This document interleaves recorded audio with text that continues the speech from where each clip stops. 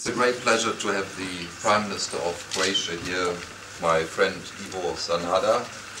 We have discussed, and not the first time, the membership of Croatia.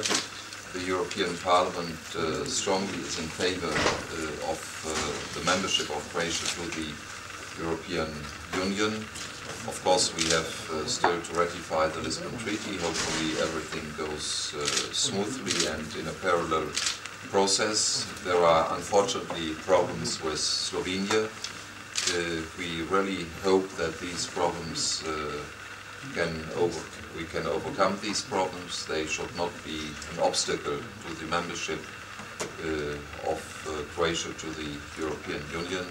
And we as European Parliament and myself support strongly that we have a development, that new chapters can be opened so that we can continue with the negotiations. And once again I thank Prime Minister Ivo Sanader, whom I know since many, many years, who is not only as Prime Minister of Croatia a personality I know as President of Parliament, but we have many years of cooperation and of friendship, so I have great trust and confidence in Prime Minister Sanader.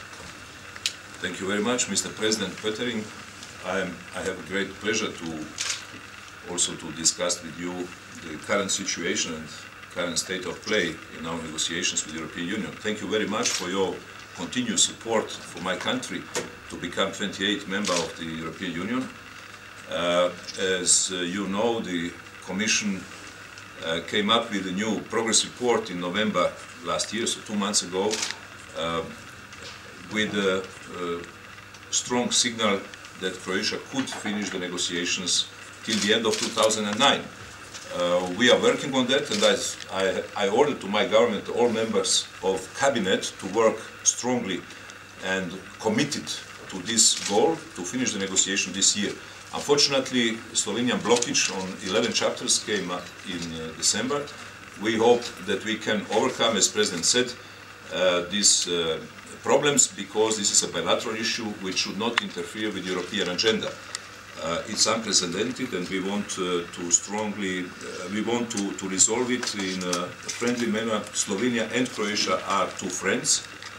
We are closest neighbors and friendliest neighbors in the southeastern Europe.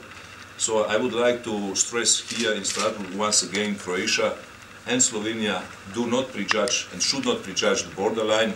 It should be legally resolved, as we agreed 1.5 years ago on Bled Lake before the International Court of Justice. We would like to have these proceedings continue and to finish this open issue, which derives from the breaking up of Yugoslavia from '91.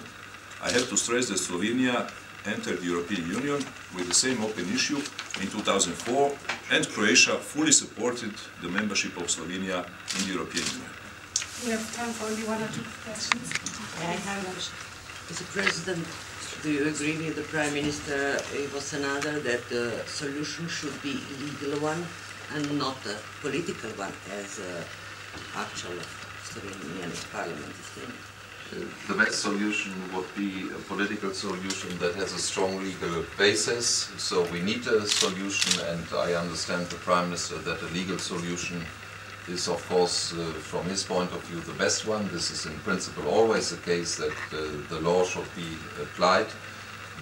But if it's not accepted from both sides, my advice is to go on with political discussions. And if the legal situation as we see it would be then the result of those political discussions, I think this would be the best solution. Second last question.